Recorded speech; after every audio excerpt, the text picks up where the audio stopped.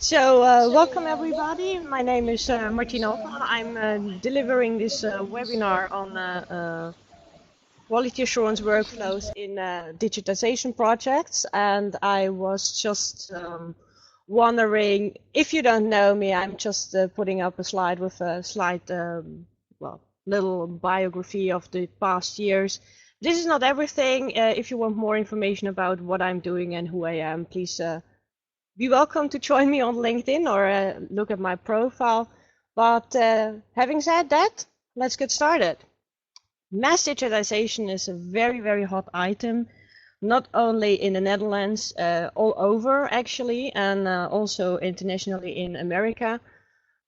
But we all do things different, and so I wanted to start with the things we have in common.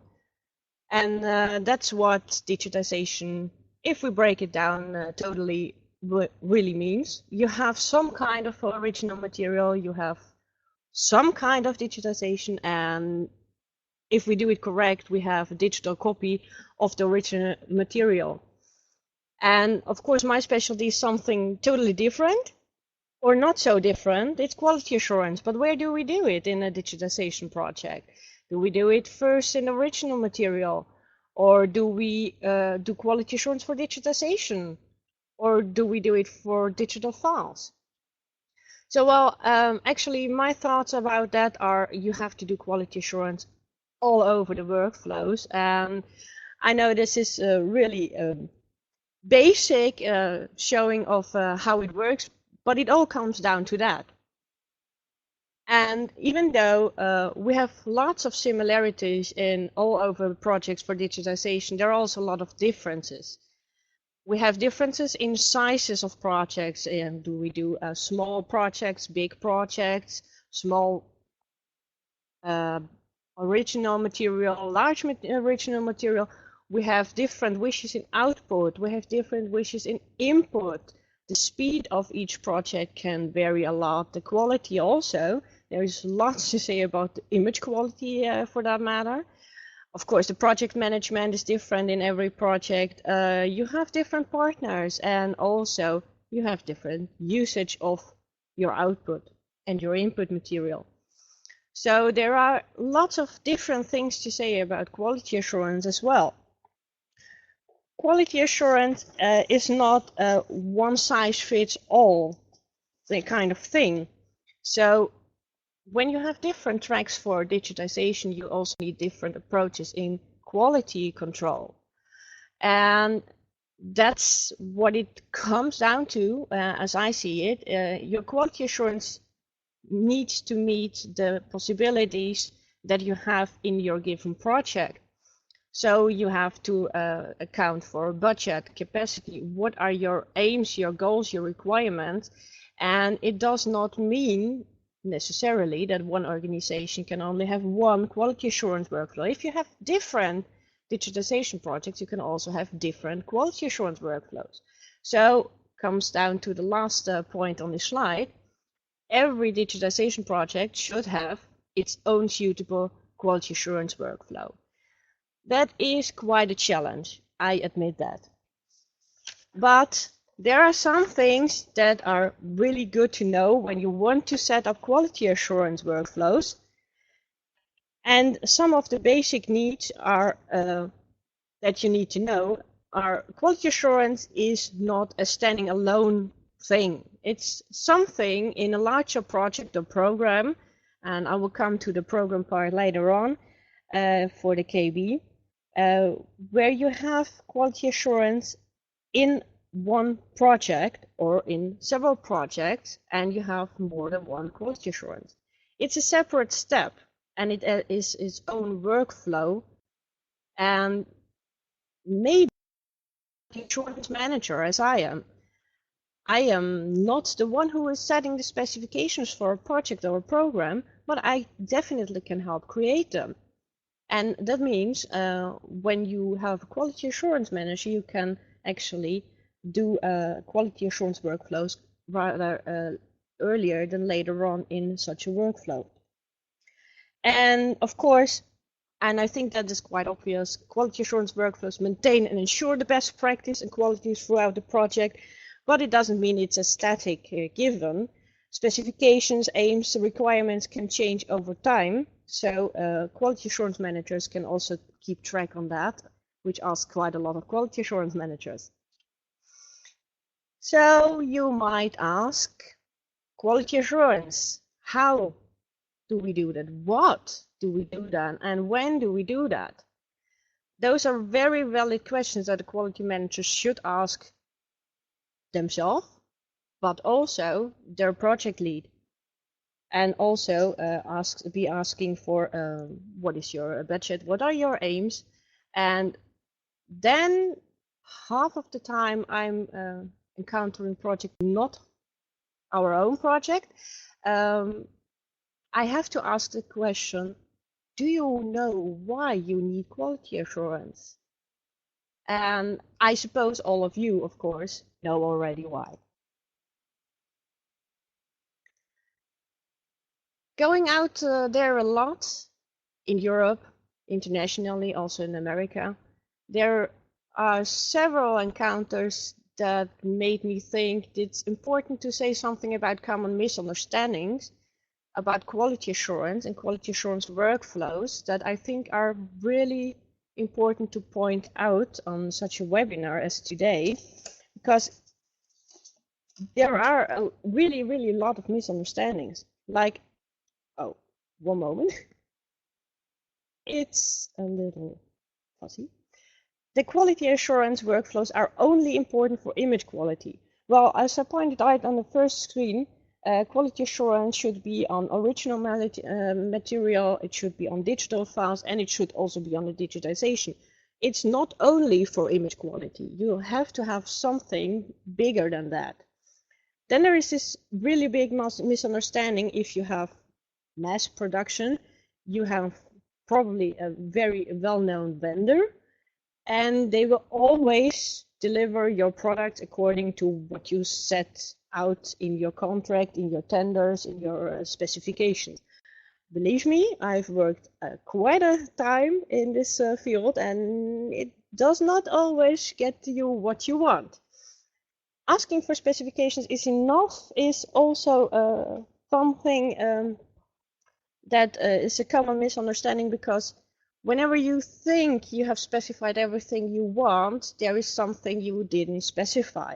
So you can trust your supplier, but if you have a really good relationship with your supplier, you probably get a supplier that points out to you, well, this wasn't specified good enough. What should I do with that? And of course, in our project, as I will tell you later on, we have to work together with our suppliers quite a lot. Then there is this management thing called time and money, budget, capacity, people. And when it comes down to mass digitization projects, often quality assurance is being said to be very costly, which is not necessarily true. If you have a good quality assurance manager and a good workflow, it doesn't need to cost you time and money. Then there is this misunderstanding about quality assurance needs specialists to be run. And that's not exactly true. Yes, you need specialists, but more of it, you need actually people who are working together quite a lot. You don't need to have a specialist for everything on your team. You just need to have the connection with specialists and being able to implement it in a good working QA workflow. Talking about image quality, which is a big part of our quality assurance workflow, most of our clients come to me with the misunderstanding, I will call it. It looks fine. So what's the fuss about? Well, it looks fine is a very subjective matter, and it doesn't really relate to quality assurance because it doesn't say anything at all. And then there's my personal favorite. Well, it's readable. And if we want to have quality assurance on readable, well, then you first need to define what exactly is readable.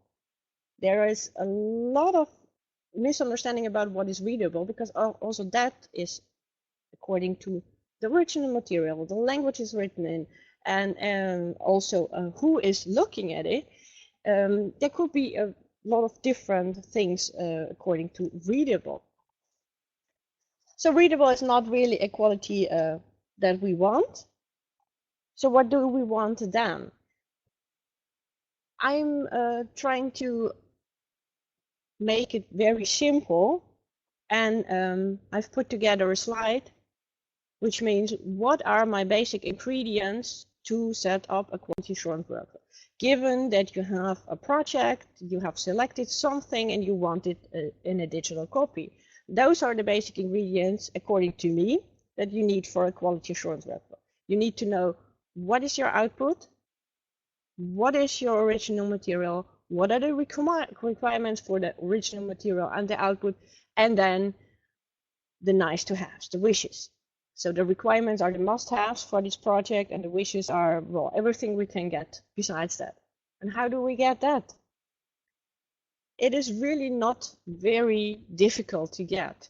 You have to ask questions. And that means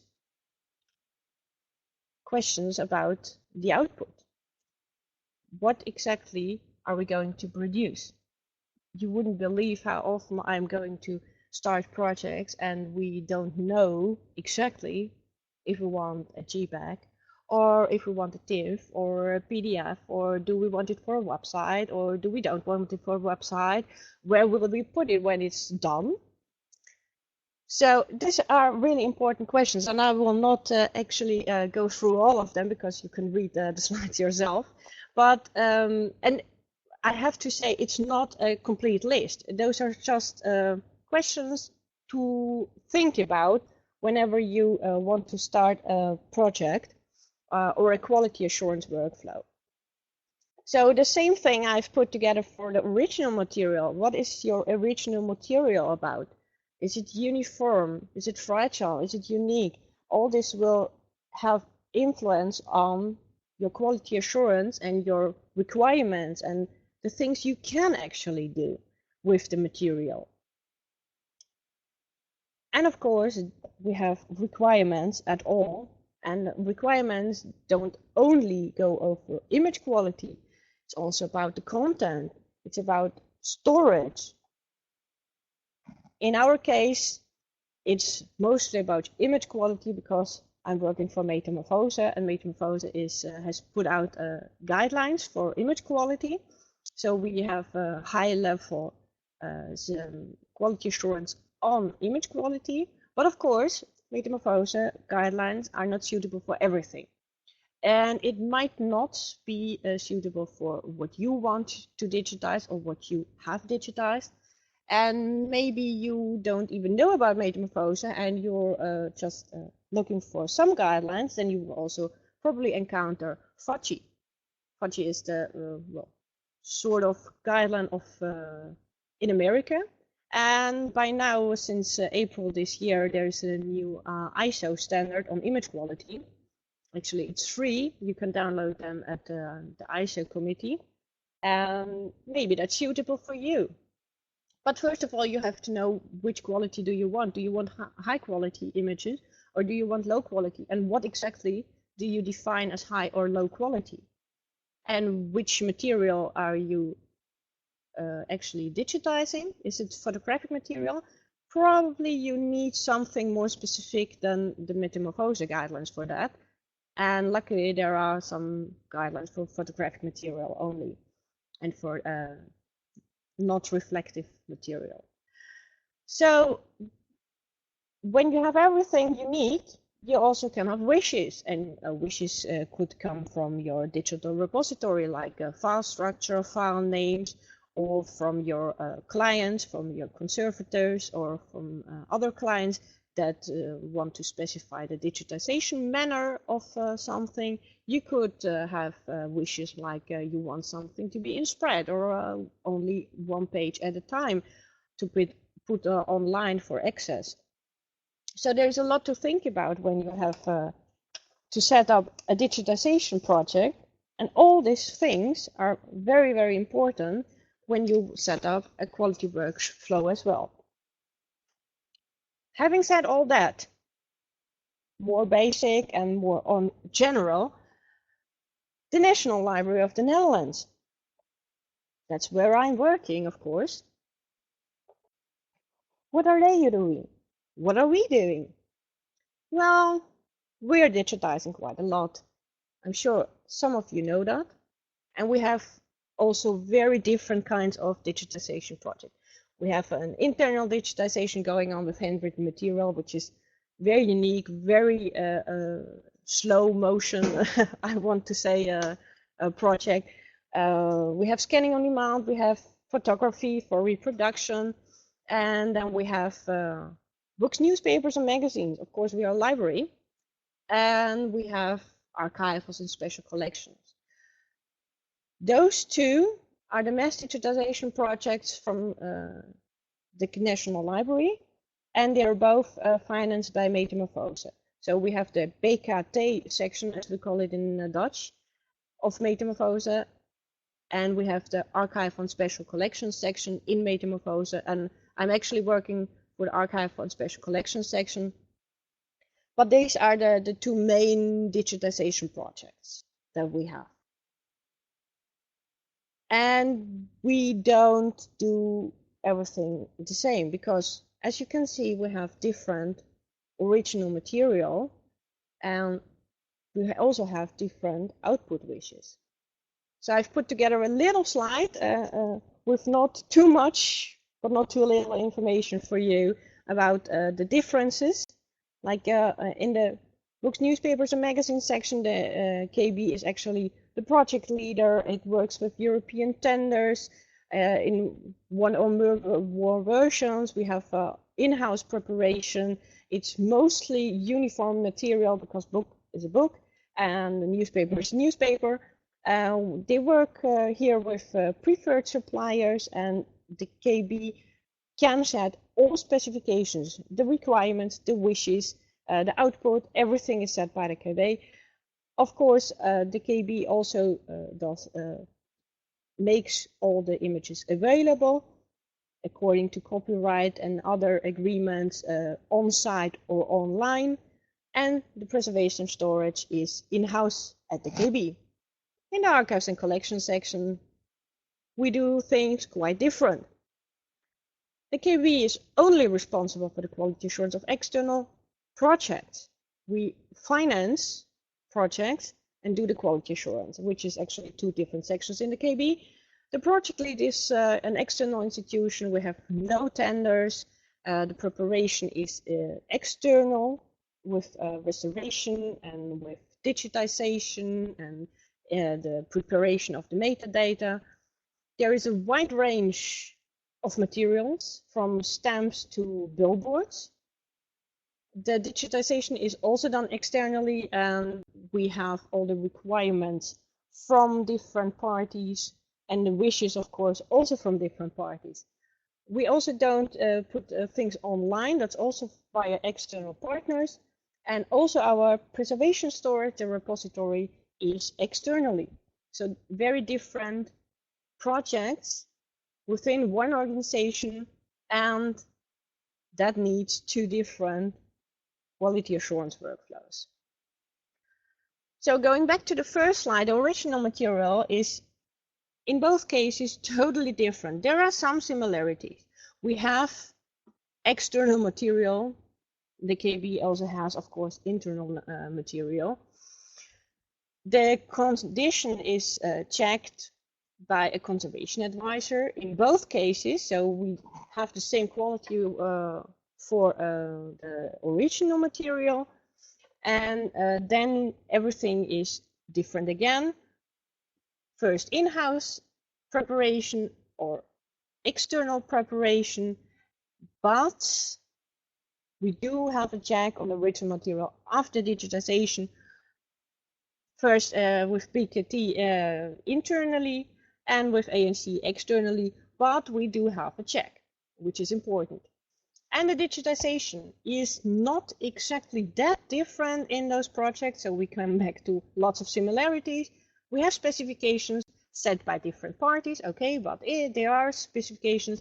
We do both check them with software, For example, the target measurements are quite the same, the visual controls are quite the same, but then we have, of course, according to the different input material, also content-related checks that differ. Like for printed material, it's very common to use OCR and completeness checks with software, and you have specifications for OCRing and post-production. When we go to the A and C section, it's mostly handwritten material, so OCR is not really an option, or the results are pretty bad so far, and the content will be checked by the project leading institution afterwards.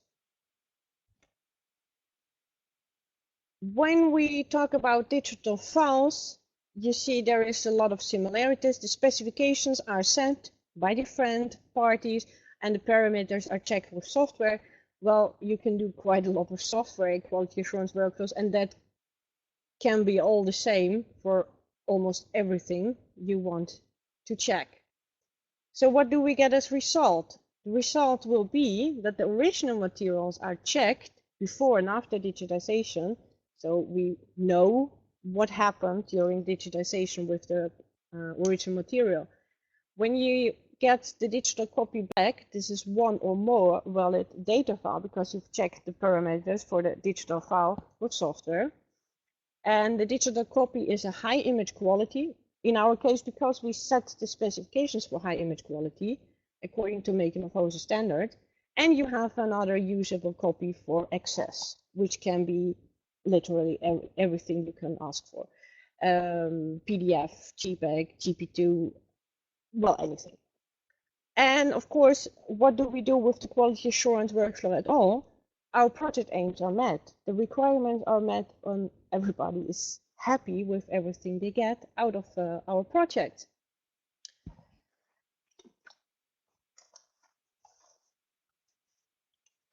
So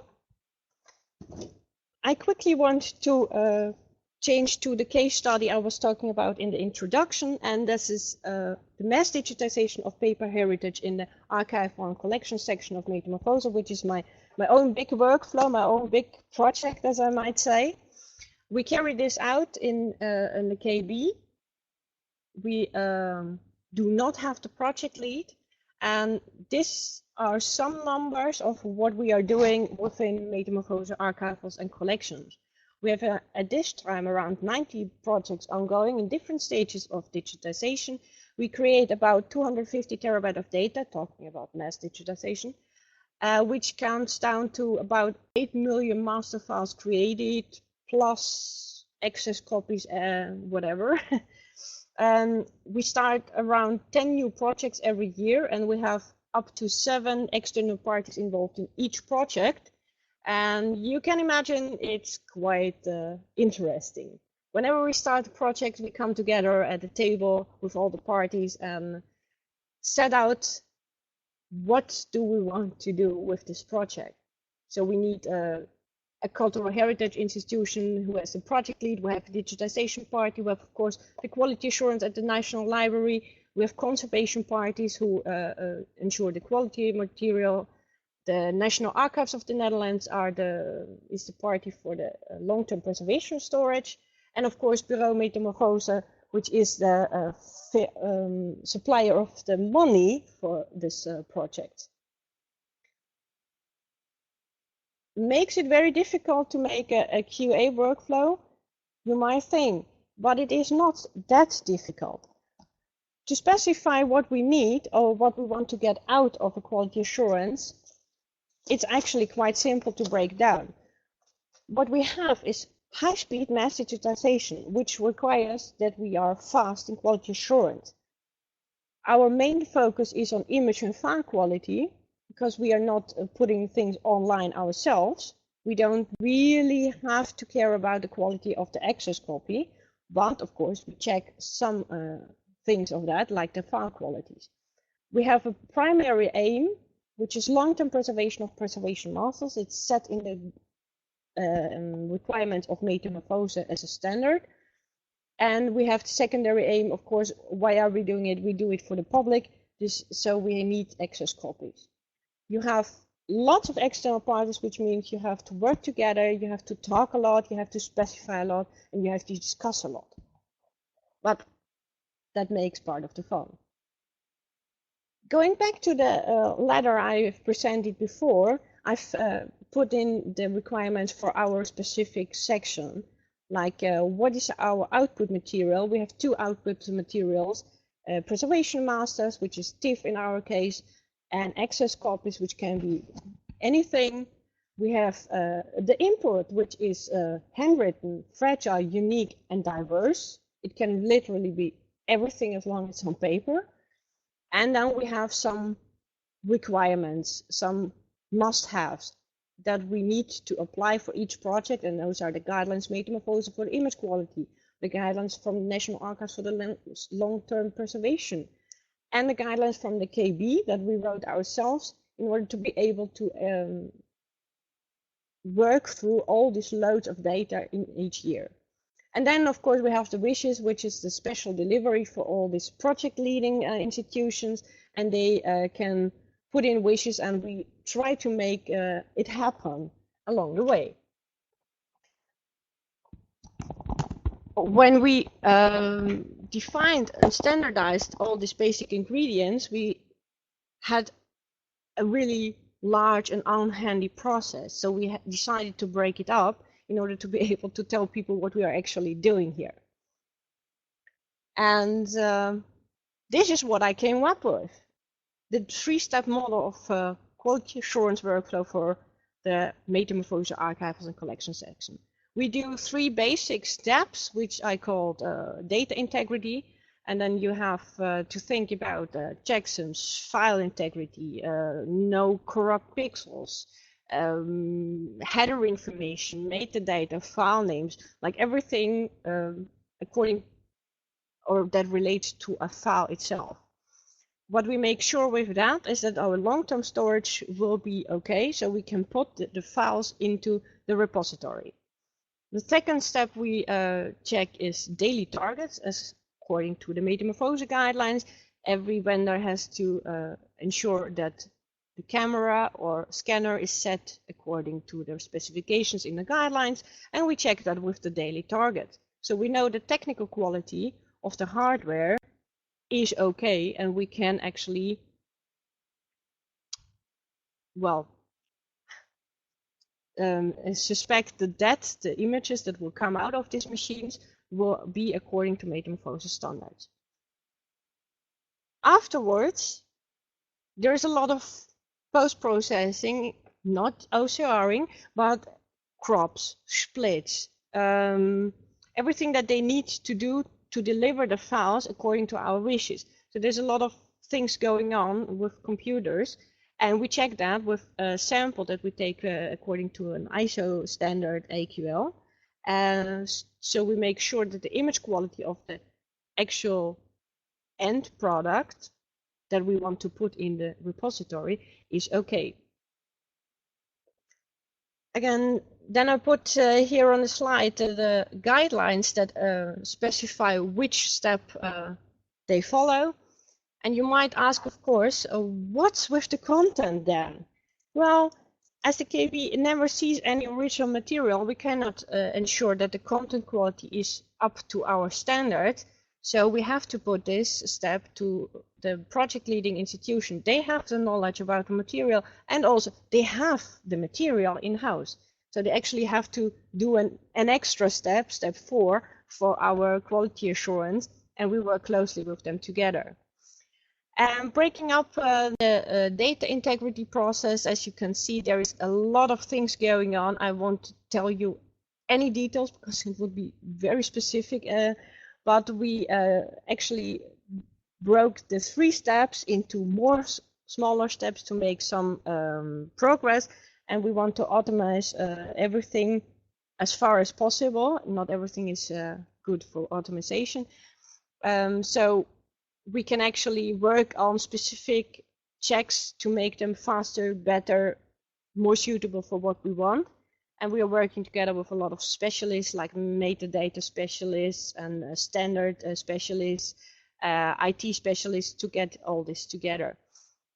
So this is what we did to standardize one of those steps, like we ask institutions to tell us what will you be sending us digitally, and they have to just fill in an Excel sheet, nothing very special about this. We just put it in software, we get an XML, which is quite nice, very standard for institutions around the world, but it's not so handy to read. So we just put it in a database so we can only ask queries that we can read.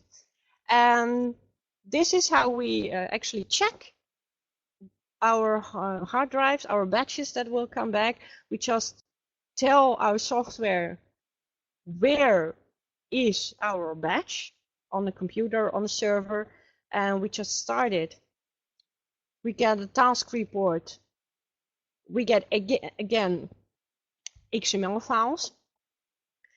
And I don't really like XML files to be put on my screen because I can't read all these XML files. When you have 250 terabyte a year and you get reports like that, believe me, you want something more readable. So I wanted something readable. I got something readable in the past years, and this is how we see the whole data integrity today. You have a batch, you have a time started, a time ended, you know exactly how many targets, how many masters, how many access copies, what everything is checked and how it performed. And then we go on with step in details. We can see if there are mistakes. I'm sorry that it's only in Dutch, but the software is only in Dutch available for now. We can see that there are no corrupt files, there are no problems with the files at all, but we have some mistakes in the header information. We missed some information that we wanted to have, and then we can go back, or we go further, a step further to the technical quality, which is directly related to the preservation guidelines for Metamorphose.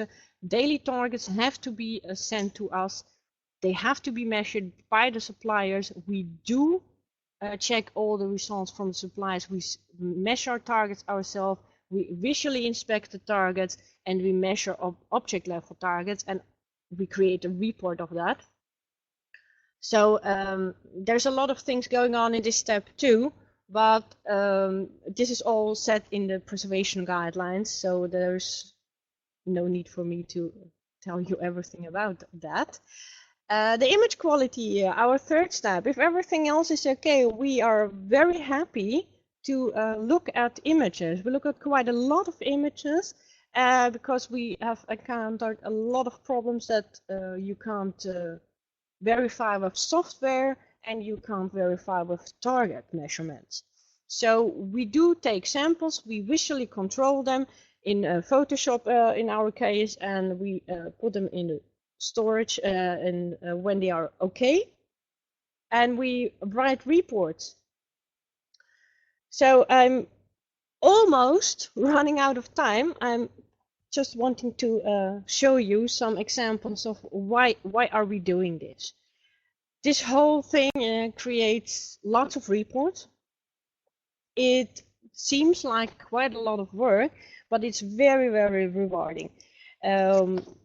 We do have lots of images in the past 7-8 years that we are working on Metamorphose archives and collections, and the technique is so fast evolving that you need to look at images to see whether it's still doing, the hardware is still doing what you want.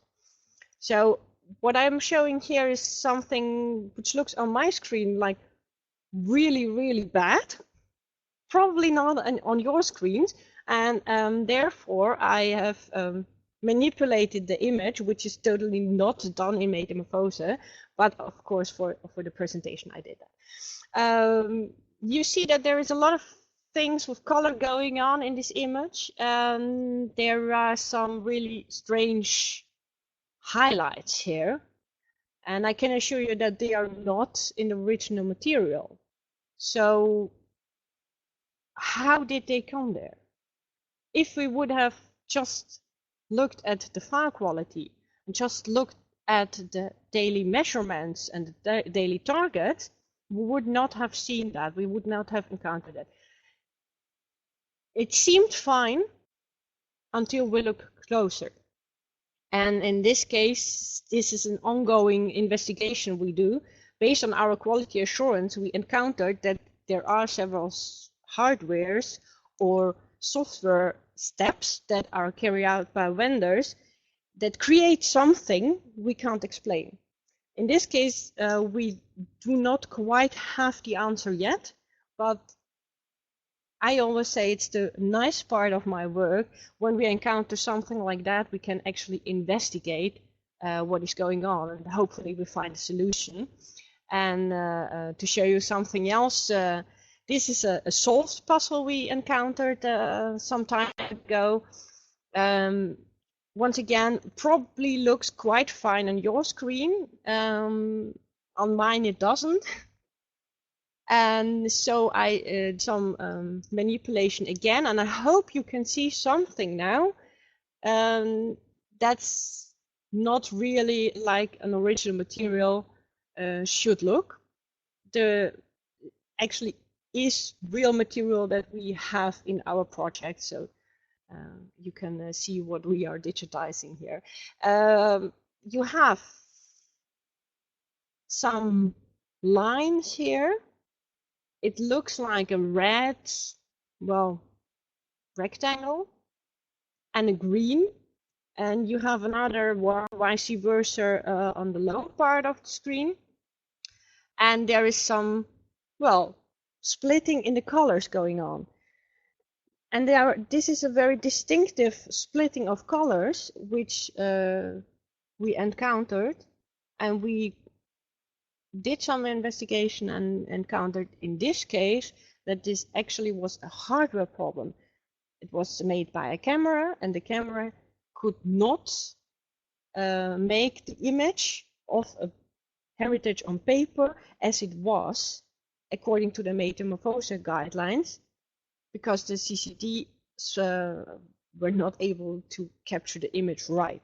So the CCDs and the software of the camera itself made something out of it that shouldn't happen.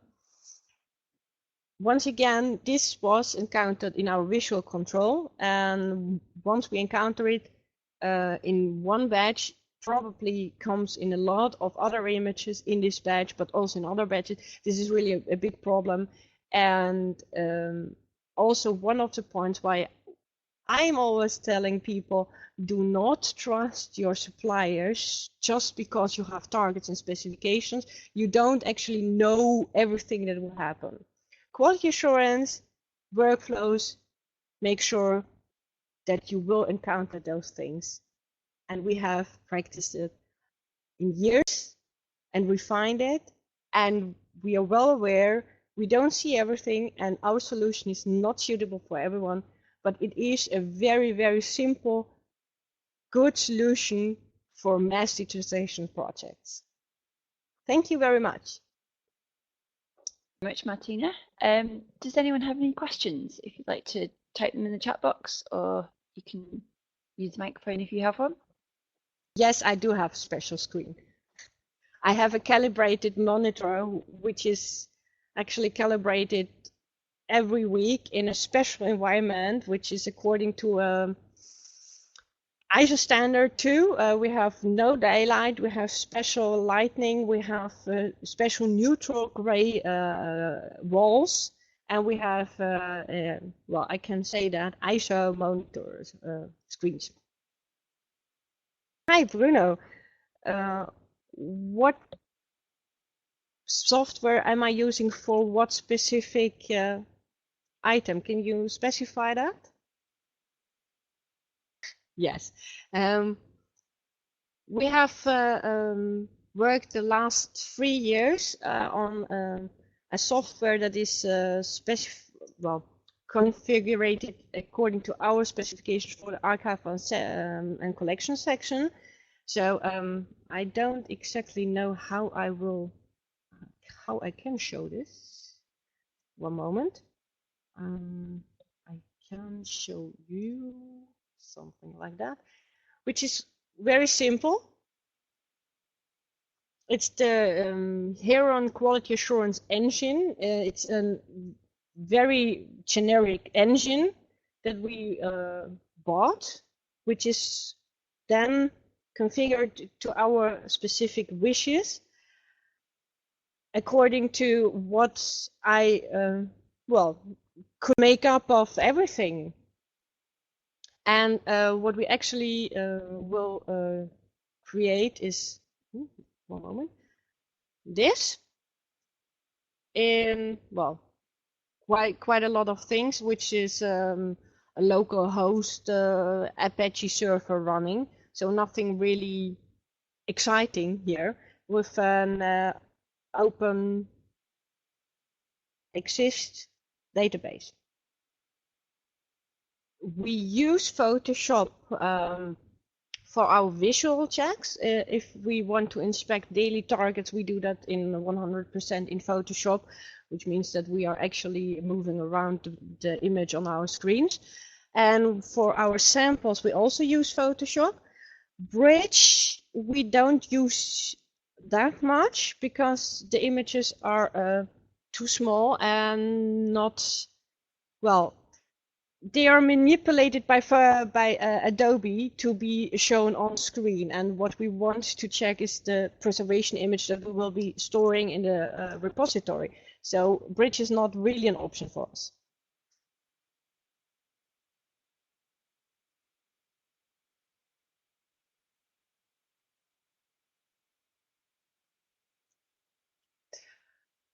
We do not process any images at all. We have no post-processing, and there is a restriction on post-processing according to the Metamorphosa guideline.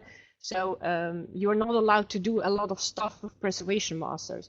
If there is any post-processing done, it's on the access copies, and the access copies are actually always according to the wishes of the project leader.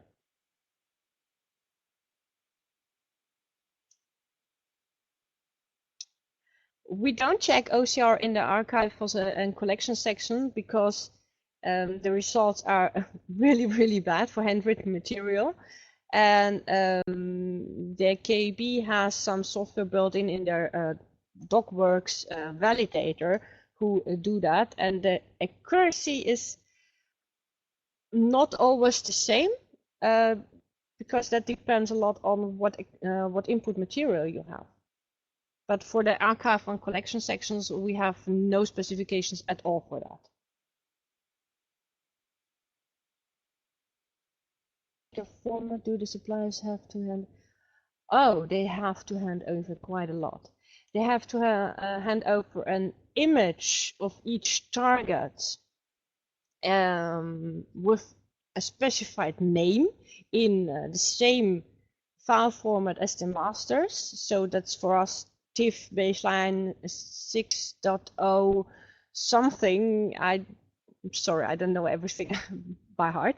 They have to fill in measurements that they can put them in Excel in our standard format, or they have to have an agreement with us for a standard format of their workflow, so we can actually read what they measure, where they measure, when they measure. And of course, the targets have to have all the suitable header information and all the file names, so we can actually cross-check everything. And that's also what we do in the software that I showed you. We cross-check every target with every digital image. If every target has a digital image, and if every digital image on the badge they provided has an according target set. What happens when a measurement of a target is wrong?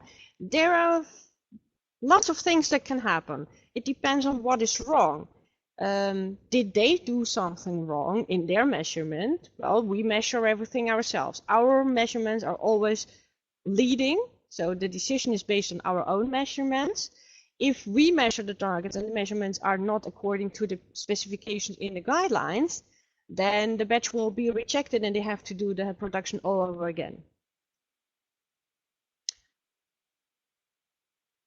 Technical metadata are included in the header information. We don't do that in separate files.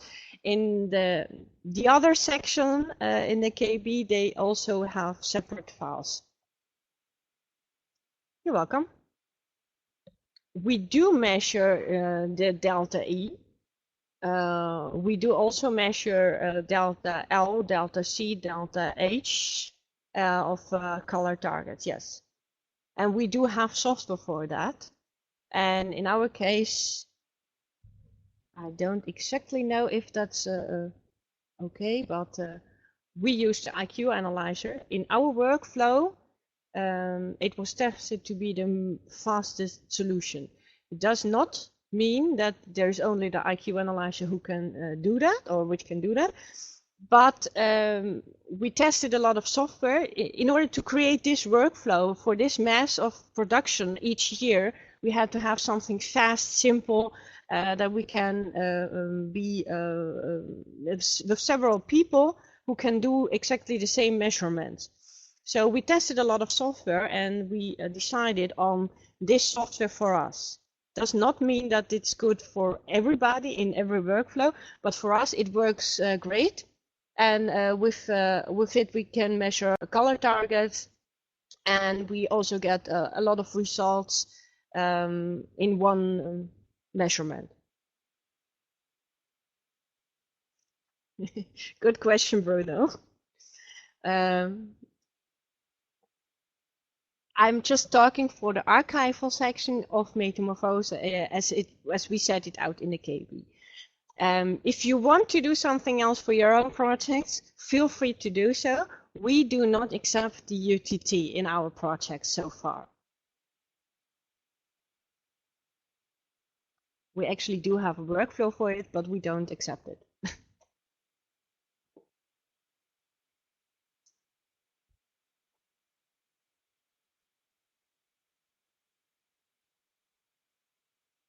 So we do have 4 daily target sets as laid out in the Metamorphose guideline.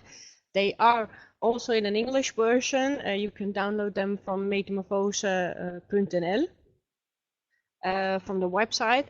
And the specifications are, well, very technical, very long. If you have any trouble reading it, please feel free to contact me. I will try to help you, but what we actually have are the targets that are set out in, well, not this one. I will just here. We have the geometry target, QA2. We have the object level targets, which can be the scanner reference chart or just a codec grayscale with a mini color checker. We have the SFR targets QA62 SFR PRP.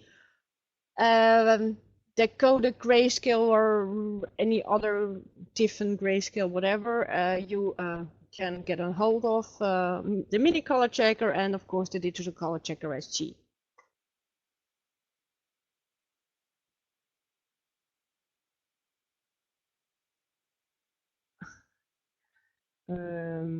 We don't change any targets because we don't produce anything ourselves. We are just doing the quality assurance, but we recommend that our vendors will change the targets according to how much they are using them. You can see quite simply when a target is not sufficient anymore, especially when we're talking about dirt on targets or well, improper use. So that's their own responsibility. We just determine when they are totally not okay anymore, and then we require them to change it. But it's actually their own thing to do that. And we do not accept images with a delta E of 6, because in the guidelines it says the average maximum delta E is 4. So the average has to be below 4.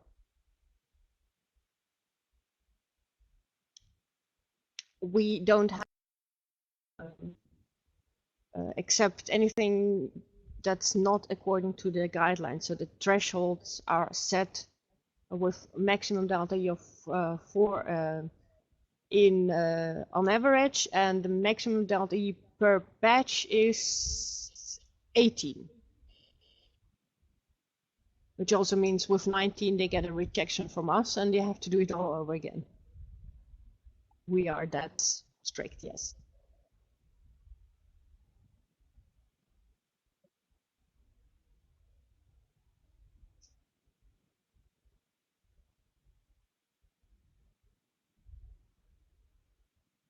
Yes, they have to do all the digitization for this day, for this target set, for this machine again.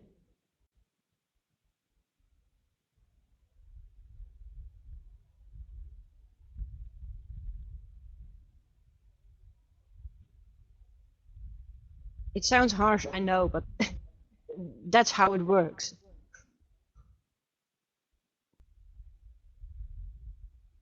Thank you. And if you have any more questions, or you didn't just think of it or didn't want to type it, please feel free to contact me on my email, on my LinkedIn, and I will try to help you as good as I can. That's just what I can offer you for the future.